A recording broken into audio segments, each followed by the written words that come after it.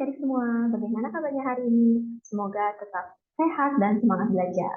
Hari ini kembali lagi bertemu dengan saya, Budi Cinta. Hari ini kita akan belajar biologi, materi kelas 10 tentang keanekaragaman hayati di Indonesia. Mari kita mulai. Materinya tentang apa? Tentang keanekaragaman hayati di Indonesia.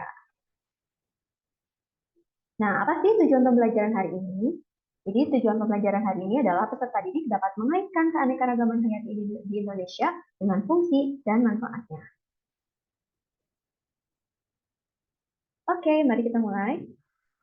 Oke, seperti kita tahu, Indonesia merupakan negara kepulauan yang terbesar di dunia, dengan berbagai keadaan alam yang berbeda dan kekhususan kehidupan di dalamnya. Hal inilah yang menyebabkan Indonesia memiliki keanekaragaman flora, fauna, dan mikroorganisme yang sangat tinggi. Nah, sekarang kita akan bahas dulu tentang keanekaragaman fauna atau keanekaragaman hewan yang ada di Indonesia. Baik, adik-adik, apakah ada yang pernah melihat sosok yang ada di dalam slide ini? Oke, bisa kita lihat ya. Jadi di sebelah gambar ilmuwan ini ya, bisa kita lihat itu adalah cover dari buku yang beliau ciptakan ya. Jadi beliau adalah Alfred Russel Wallace. Jadi beliau adalah penemu garis Wallace pada tahun 1859.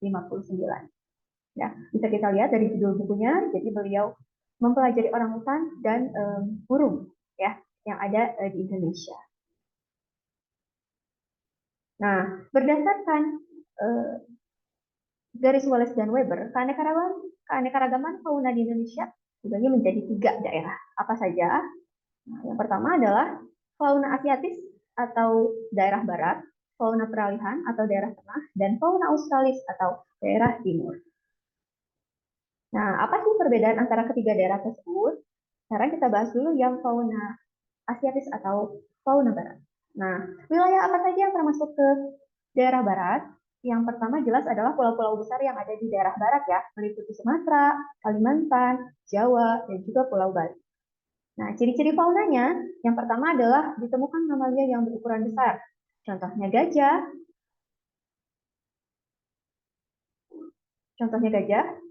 badak, banteng, beruang madu, harimau, dan macan tutul. Selain itu, banyak ditemukan primata, seperti kera, orangutan, atau bekantan. Bekantan itu sering disebut sebagai monyet Belanda. Kalau kalian mungkin sering main ke Dufan, nah Dufan itu logonya adalah bekantan ya, atau monyet Belanda. Kenapa disebut monyet Belanda? Karena dia memiliki hidung yang mancung seperti itu. Kemudian banyak burung dengan warna yang tidak menarik. Contohnya apa? Contohnya adalah elang Jawa dan juga jalak Bali. Nah, jalak Bali ini termasuk hewan yang terancam punah. Nah, di video berikutnya nanti kita akan bahas tentang ancaman keanekaragaman hayati di Indonesia beserta cara-cara pelestarian.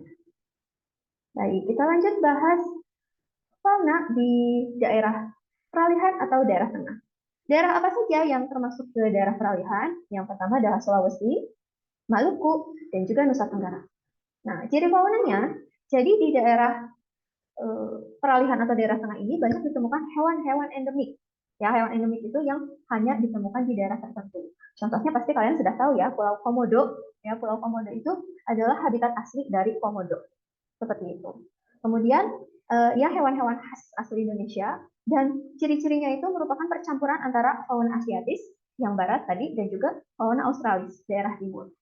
Contoh faunanya seperti yang tadi sudah Ibu bilang, yang pertama ada komodo, burung maleo, ini burung maleo yang mulai terancam punah juga. Kemudian ada babi rusa. Ya, babi rusa seperti apa perbedaannya babi rusa dengan babi biasa? Nah, jadi kalau Guinea pig itu yang berwarna pink ya, berwarna merah muda. Kalau babi rusa itu warnanya coklat kehitaman dan dia memiliki taring yang keluar dari giginya ya, taringnya besar. Kemudian ada anoa. Baik, kita lanjut lagi ke fauna zona terakhir yaitu fauna australis atau fauna daerah timur. Nah, meliputi wilayah apa saja? Tentu adalah daerah timur dari Indonesia ya, Papua dan juga Maluku. Nah, seperti apa ciri faunanya? Jadi ini hampir kebalikannya dari zona yang barat ya. Jadi mamalianya itu ukurannya justru kecil-kecil. Contohnya apa? Contohnya adalah kuskus. Kemudian terdapat hewan-hewan yang berkatung. Contohnya adalah kanguru pohon dan juga wallaby. Kemudian terdapat burung besar yang tidak dapat terbang. Contohnya adalah kasuari. Nah, seperti kalian lihat di sini, kasuari itu ukurannya mirip dengan burung unta. Ya, mungkin kalian sering melihat burung unta ya di televisi atau di film-film dokumenter seperti itu ya, di Discovery Channel atau National Geographic. Nah, bedanya apa? Kalau burung unta itu badannya besar, warnanya coklat, dia agresif, sama dengan kasuari juga agresif. Tapi bedanya kalau burung unta itu menyerang itu dengan menggunakan kakinya. Tapi kalau kasuari itu menyerang menggunakan ini ya seperti tanduk yang ada di kepalanya. Ya, jadi ini keras seperti tulang. Jadi dia menyerang menggunakan semacam tanduk ini. Kemudian burung-burungnya itu warnanya menarik, berbeda dengan daerah barat tadi ya. Contohnya apa? Jelas seperti yang kita tahu, yang khas ditemukan di Papua adalah burung cendrawasih. Ya, contoh lainnya adalah kakatua raja. Nah, perbedaan dengan zona yang barat tadi ya, kalau di barat kan banyak terdapat primata. Nah, kalau di daerah timur atau di daerah Australis itu tidak terdapat primata atau kera. Baik, selanjutnya kita akan bahas tentang fungsi dan manfaat keanekaragaman hayati di Indonesia. Yang pertama adalah sebagai sumber pangan. Jelas, tumbuhan dan hewan yang ada di Indonesia itu tentu banyak digunakan sebagai sumber makanan bagi kita. Contohnya makanan pokok seperti padi, jagung, sagu, kemudian tanaman buah seperti nangka, rambutan, durian, juga hewan darat dan hewan laut sebagai sumber protein yang sangat tinggi. Fungsi kedua yaitu sebagai sumber obat. Contohnya adalah obat kanker, yaitu buah merah yang ada dari Papua. Kemudian ada obat malaria, yaitu Cina, dan juga obat darah tinggi atau hipertensi, itu mengkudu, yang rasanya itu pahit ya. Kemudian bisa juga sebagai sumber sandang, ya. Untuk tanaman contohnya adalah rangu dan kapas. Untuk hewan itu ulat sutra seperti yang kita tahu digunakan untuk membuat kain sutra yang harganya cukup mahal. Kemudian bulu burung dan juga kulit hewan. Yang terakhir adalah sebagai sumber papan atau bangunan, ya. Contohnya adalah kayu jati dan bambu yang sering digunakan sebagai pondasi rumah atau daun lontar dan alang-alang yang sering digunakan sebagai atap rumah.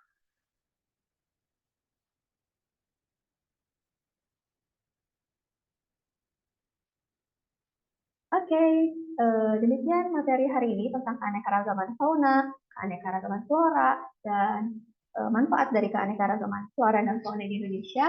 Mudah-mudahan apa yang Ibu sampaikan bisa bermanfaat. Sampai ketemu lagi di pembahasan berikutnya tentang ancaman keanekaragaman hayati di Indonesia dan juga pelestariannya. Sampai bertemu lagi di video berikutnya. Terima kasih.